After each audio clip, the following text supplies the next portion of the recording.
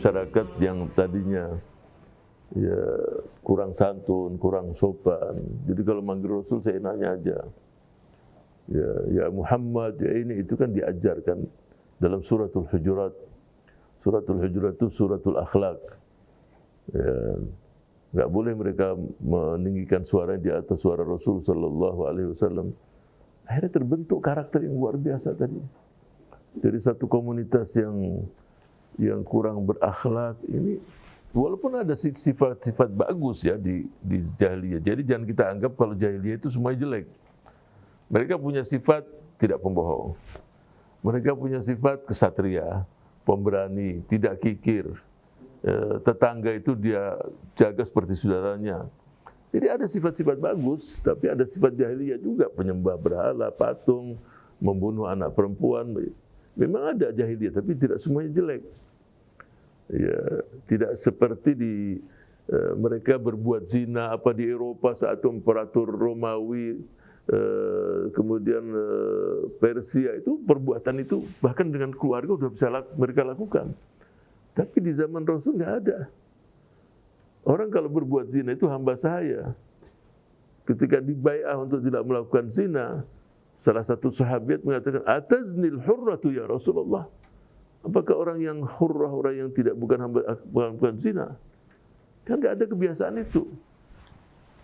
Bayangkan, jadi negeri yang dari segi kebejatan moral itu terjaga, sehingga itu menjadi salah Allah yang mengkondisikan itu semuanya.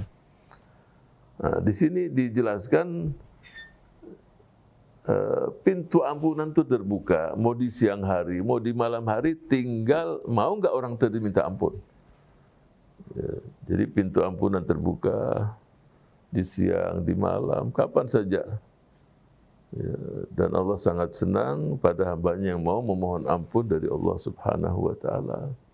Tinggal mohon ampun saja, minta ampun dengan syarat-syarat yang kita sudah sebutkan tadi.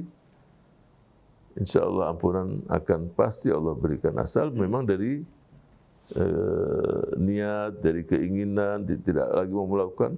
Tapi setelah minta ampun dia melakukan lagi, Ustaz, ya enggak apa-apa. Ya asal yang 3 syarat dilakukan. 3 syarat tadi dilakukan, tidak akan lagi melakukannya, nyesel, kemudian ya berupaya, yakin tidak akan melakukan kembali. Sudah, kalau syarat-syarat itu sudah lengkap, kemudian setelah beberapa dia melakukan lagi, ya nah, sudah, yang penting taubat lagi. Ya, karakter seorang muslim seperti yang difirmankan oleh Allah, walladzina idza fa'alu fahishatan aw dzalamu anfusahum dzakarullah. Ya, mereka yang berbuat keji, berbuat maksiat, berbuat dosa, ya ingat sama Allah. Fastaghfiru, tapi dengan istighfar. Wa man yaghfiru dzunuba, siapa gerangan yang akan mengampuni dosa kecuali Allah? Ya pasti Allah. Nah, itulah yang membuat iblis itu jengkel, orang berbuat dosa kemudian istighfar. Itu yang membuat iblis jengkel, membuat rencana dia gagal. Karena apa? Karena Allah ciptakan alam semesta ini luas daripada surga tersebut. Nah, itu diciptakan untuk manusia, untuk mereka-mereka yang beriman. Allahumma ja'alna minhum, mudah-mudahan Allah jadikan kita minal mustaghfirin, minat tawabin, mereka-mereka yang selalu beristighfar dan mohon pada Allah. Dan jangan ada terlintas di hati, wah hari ini saya nggak buat dosa, jadi nggak perlu istighfar. Tidak. Setelah sholat pun kita beristighfar. Padahal sholat bukan perbuatan dosa.